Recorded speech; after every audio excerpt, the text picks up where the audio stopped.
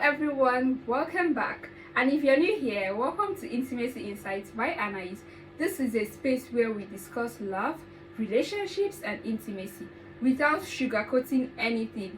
If you've ever felt confused by modern day dating, you are in the right place.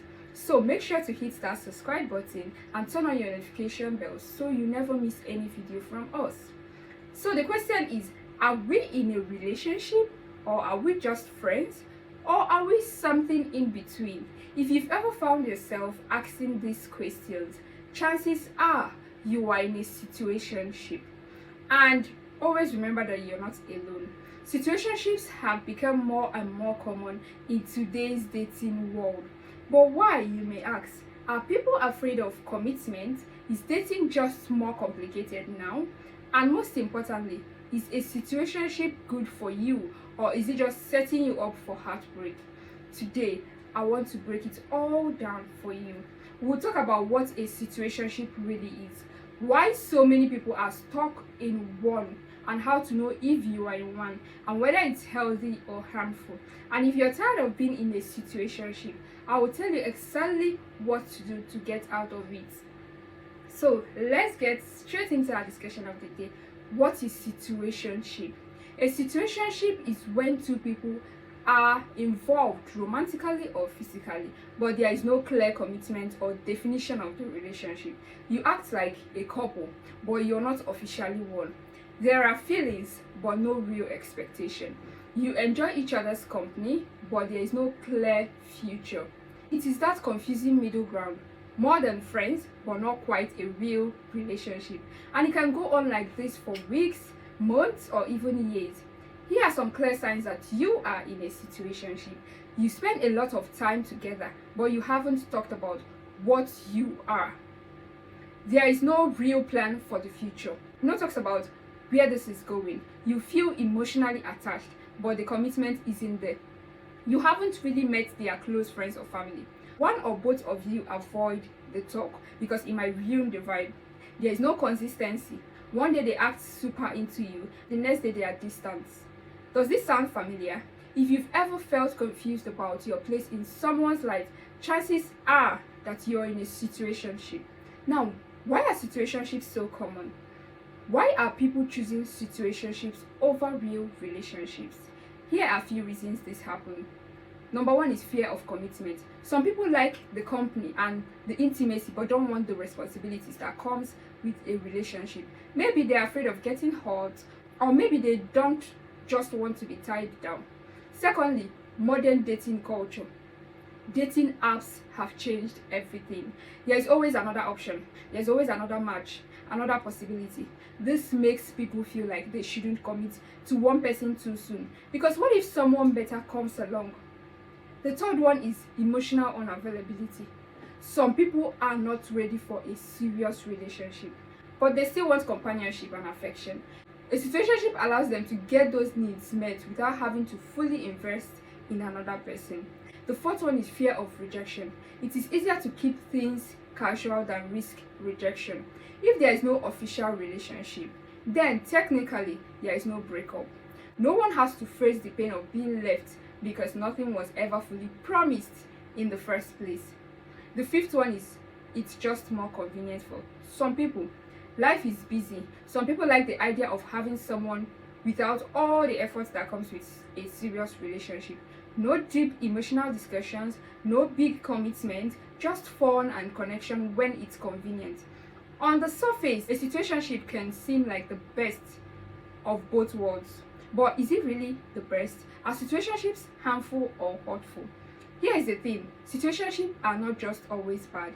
If both people are on the same page and genuinely enjoying a casual, no pressure connection, it can work. But the problem is, most of the time, one person wants more than the other. And that is where the pain starts. If you find yourself constantly questioning where you stand in a relationship, feeling anxious about what's next, or wondering if the other person actually cares about you, that's a sign that the situationship is hurting you as a person. And here are some of the ways a situationship can negatively affect you. Emotional uncertainty. You never know where you really stand in that relationship or situationship. One day things feels great, and the next you are second guessing everything. Lack of security. A situationship can end at any moment, and you won't even have the right or the nerves to be upset because technically there was never a real relationship in the first place. Wasted time. If you want a committed relationship, staying in a situationship for too long can keep you stuck, preventing you from finding something real. Then again, the next one is lower self-worth. When someone won't commit to you, it can make you feel like you are not enough. But that's not true. You are more than enough. They just aren't willing to give you what you deserve. If a situationship is making you feel confused, anxious, or insecure, that's your answer. It's not good for you. Now, how do you get out of a situationship? So what do you do if you're stuck in a situationship but you want something very real? Number one is be honest with yourself. Ask yourself this: do you actually want a committed relationship, or are you just going along with this because it's easier than being alone? If you know that deep down that you don't want something serious, don't ignore that. Secondly, communicate clearly. This is the hard part, but it's necessary. Have the talk. Ask them, where is this going? And be clear about what you want. If they avoid the conversation or give you a vague answer like, I don't like labels, or let's just go with the flow, then you already have your answer, believe me. Thirdly, set boundaries. If someone isn't willing to give you the relationship you want, don't keep giving them boyfriend, girlfriend, or wife, husband privilege. Stop over investing your time, energy, and emotion in someone who wouldn't even do the same for you. The fourth one is walk away if necessary. This is the hardest step, but sometimes it's the only option. If someone isn't willing to commit, you have to be willing to walk away.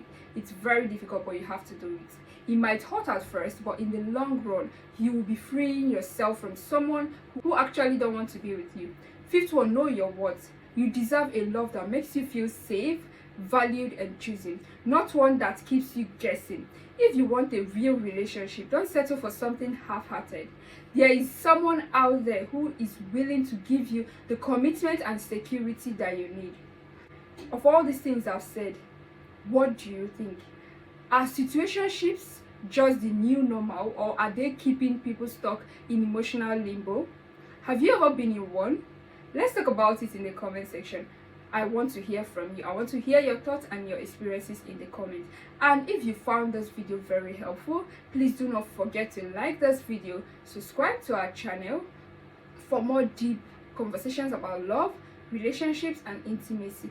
You deserve real love, not just situations. I will see you in the next video. Bye.